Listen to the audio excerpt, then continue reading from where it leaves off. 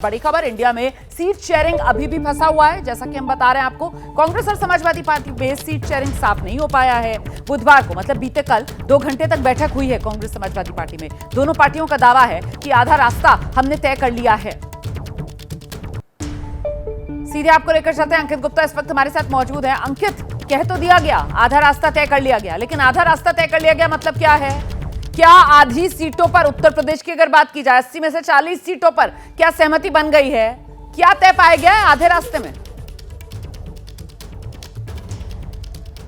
देखिए, बिल्कुल सहमति नहीं बन पाई है और यही जो है असमंजस की स्थिति। आधा रास्ता क्या तय कर लिया गया है रोमाना, अगर हम बात करें तो पिछली बार जो है समाजवादी पार्टी की तरफ से ये कह दिया गया था कि कांग्रेस ने बैठक के लिए बुलाया, लेकिन बैकडोर से मायावती से टॉक्स चल रही है और इस वजह से वो बैठक जो है हुई ही नहीं थी। तो अब की से बैठक हो गई है, बस वो आधा रास्ता तय कर लिया गया है। क्योंकि अभी भी जो पिछली बार कांग्रेस की तरफ से, जो समाजवादी पार्टी की तरफ से कहा गया था कि कांग्रेस ने कहा है कि आप किन किन सीटों पर लड़ना चाहते हैं, कौन कौन सी सीटें जो है कांग्रेस को देना चाहते हैं, वो जो है एक लिस्ट लेकर के आई है। लेकिन मेरी जानकारी में ऐसी कोई लिस्ट नहीं पहुंची है। और एक और महत्वपूर्ण जानकारी दर्शकों के सामने रखना चाहूंगा।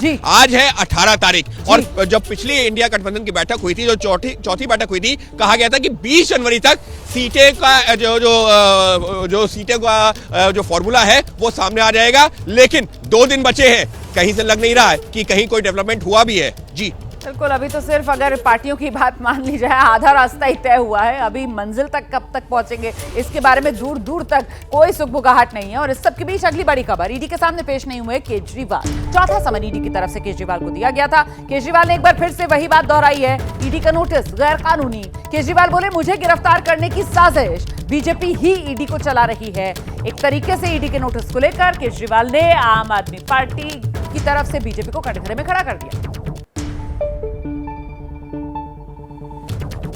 ये नोटिस एक राजनीतिक षड्यंत्र के तहत भेजे जा रहे हैं। लोगों को मार मार के झूठे सच्चे बयान दिए जा रहे हैं। बीजेपी ईडी चला रही है, तो मुझे अभी गिरफ्तार क्यों करेंगे लोकसभा चुनाव के पहले? क्योंकि वो नहीं चाहते कि लोकसभा चुनाव में मैं प्रचार करूं। और आइए एक बार फिर से रुक कर लेते हैं, हमारे सहयोगी लगातार हमारे साथ बने हुए अंकित गुप्ता के पास आपको लेकर चलेंगे। अंकित, चौथा समन था ईडी की तरफ से और आज भी अरविंद केजरीवाल ईडी के सामने नहीं गए। सवाल यह कि क्या कानूनी तौर पर मुश्किलें बढ़ती हुई यहां से नजर आ रही हैं अरविंद केजरीवाल के लिए? क्या हो सकता है इस मामले में आगे?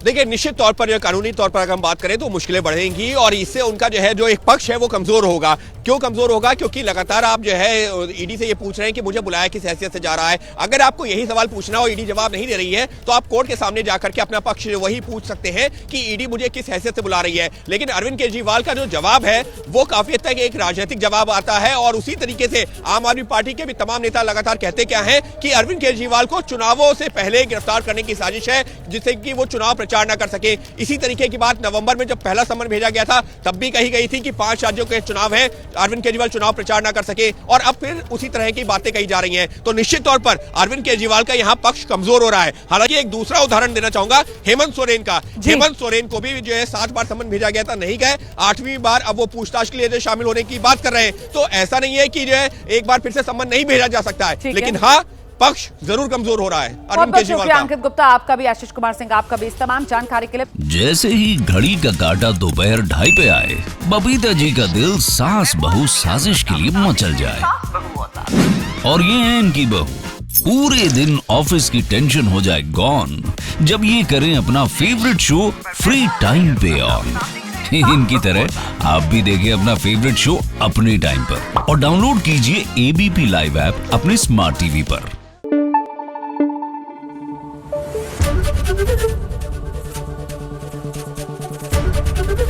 एबीपी न्यूज आपको रखे आगे।